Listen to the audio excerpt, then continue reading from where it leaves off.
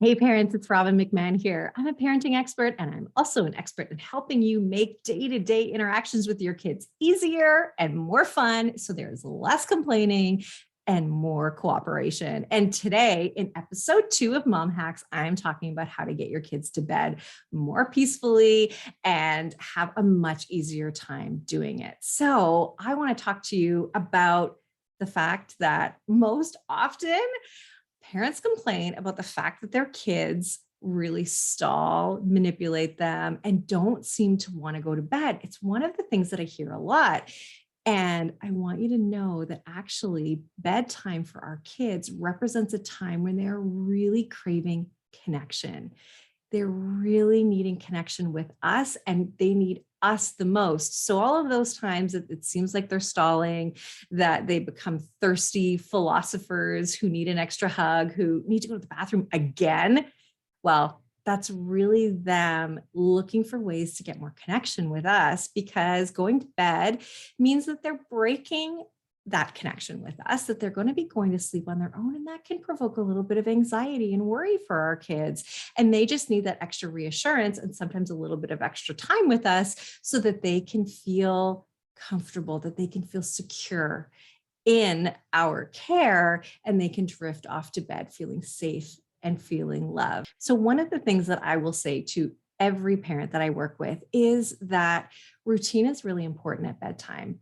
I'm all about flexibility, and at bedtime, routine is important because our kids really lean into and relax into predictability. And so when we can say to our kids every single night that it's going to be the same thing, we're going to have bath, we're going to have jammies, we're going to brush our teeth, then we're going to have books and cuddles. It's the same every single night. Right? They know to predict that. And we're also reminding them every night because our kids do need to be reminded. You know, when kids want to watch the same show over and over again or the same movie over and over again, it's because they know that they can predict what's about to happen. So let's use that when it comes to bedtime. So knowing that bedtime is all about connection, we want to have a routine that we keep relatively the same every night. And look, you can have a weekday routine, you can have a weekend routine. It doesn't have to be the same every single day, but keep it as consistent as you can so your kids can rely on it. It's really important. I also want you to run a really tight ship, because this is how you get your kids to listen to you. And when I say run a really tight ship, I mean stay focused on them. This isn't a time for you to be on your phone. This isn't a time for you to be doing other things and distracted by other things. You really want to stay focused on this time with your kids, because if you don't, they're going to know it. They're going to feel that you weren't present with them. And that's what they need, is your presence. They need your connection, your love, your affection. They need all of it. And when we're only half in, they know it. And that's when problems start. So be really in the moment with your kids and stay with them every step of the way as much as you can. So that means you're there during bath time. You know, you want to be there during bath time, right? And you can keep them focused. Okay, like it's time to wash now. Okay, let's wash your hair now.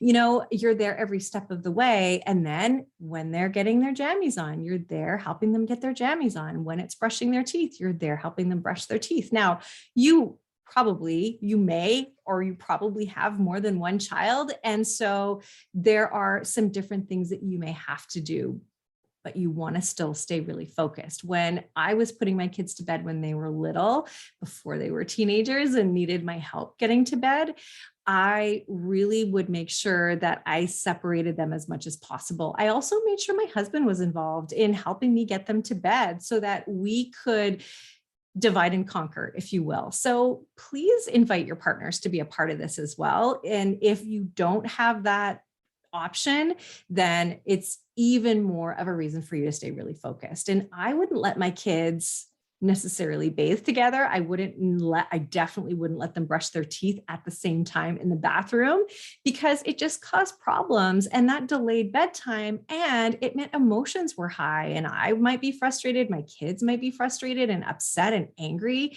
And that isn't conducive to a great way to go to bed. We want our kids to go to bed feeling happy and secure and safe. That's what's really important. So do what you need to do, because you know your kids, you know if they can be in the same place together or if they need to be separate. So feel free to do that, because that's what works for you, for your kids. So staying focused is really important. And there is this concept too that I've talked about in other videos, where you being there helps them to stay focused. Your presence helps them. So I don't want you to fall into the trap of saying, oh, well, my kids already know how to brush their teeth, I don't need to be there.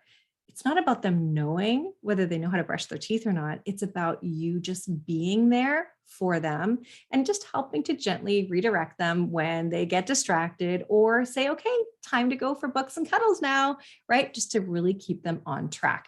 It's worth it for you. Now, when it comes to the fact that this is about connection, I want you to leave a little bit of time to maybe talk to your child a little bit more. Maybe this is where they do want to bring things up about their day, because like I said, they become thirsty philosophers, right? And they do want to talk a little bit more. And many times I'm sure you're thinking, like, why couldn't you have said this to me earlier? Why are you telling me this now? Why do I have to listen to this story now, when all day I've been asking you how your day was? Since I picked you up, I've been asking you to tell me what was going on in class or what was going on with your day and your friends. And now you're telling me?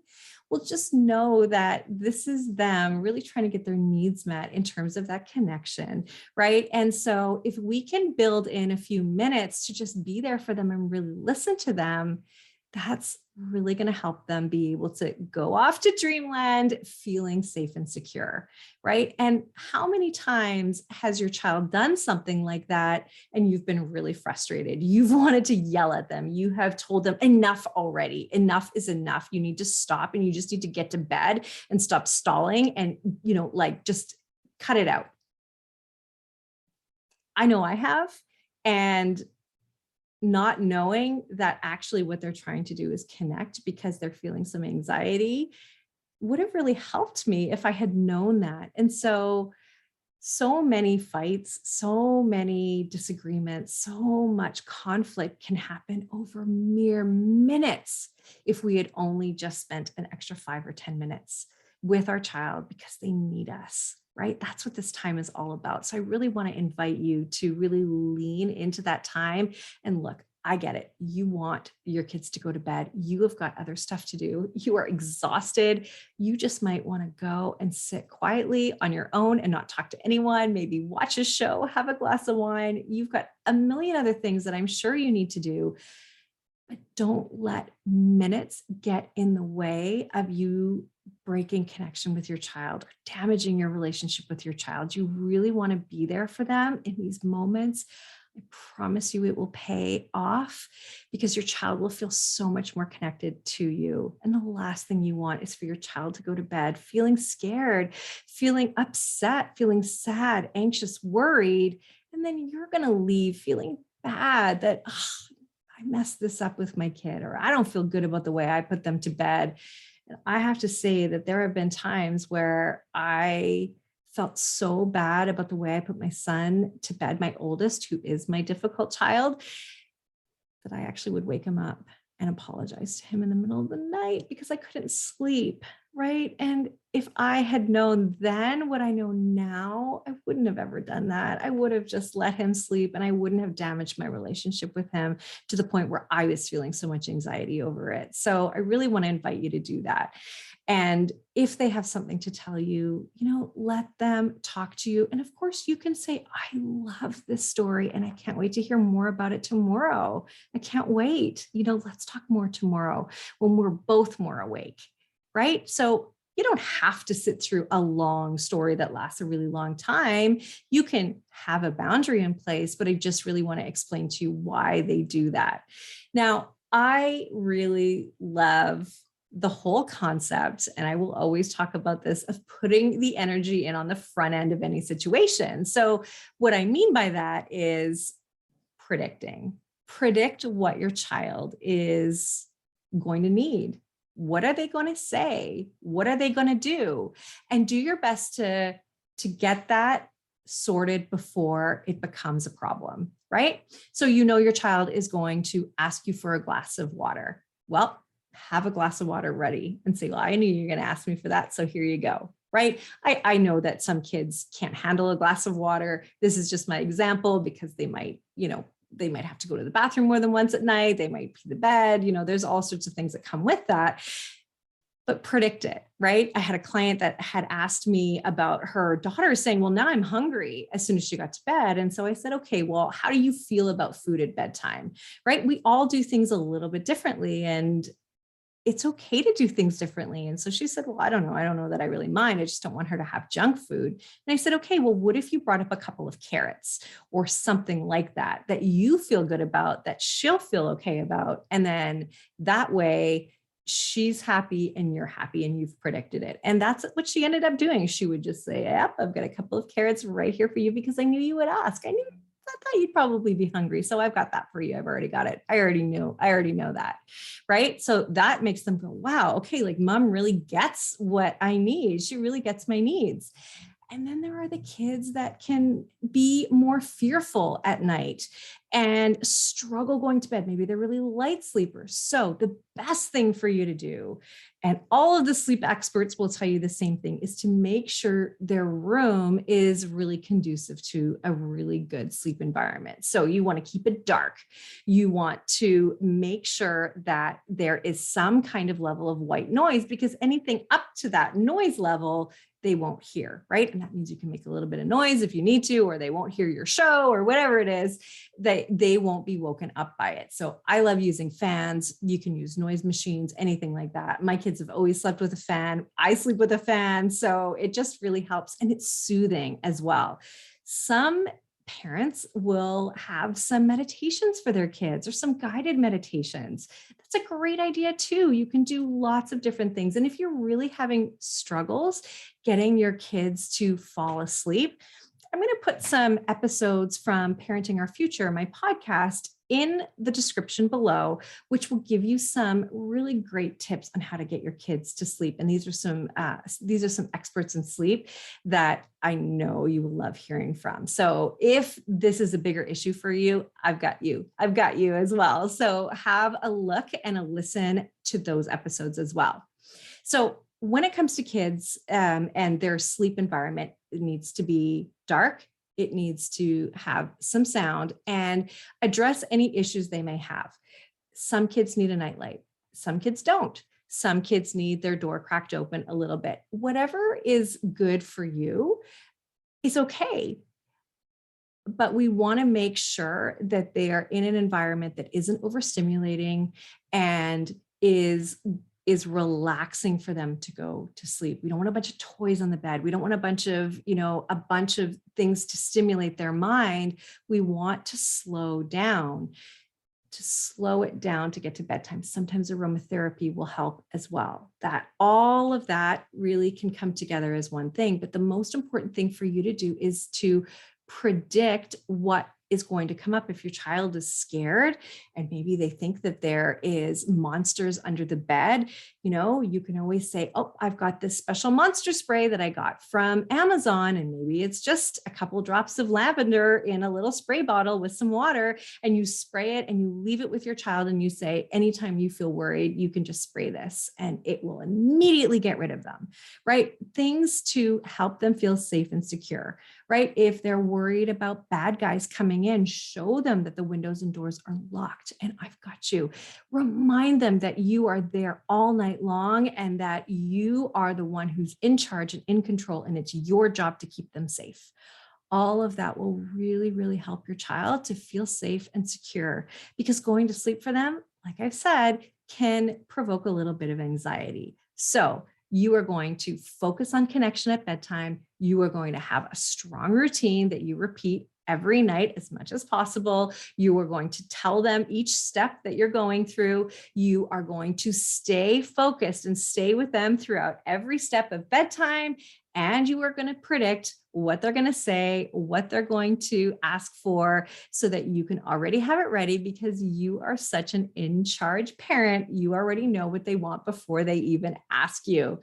And again, remember that it is all about connection. I know I already said that, but just remember that those moments where it feels like you're being manipulated, feels like you're being controlled, or they are just stalling, know that what they really need is connection.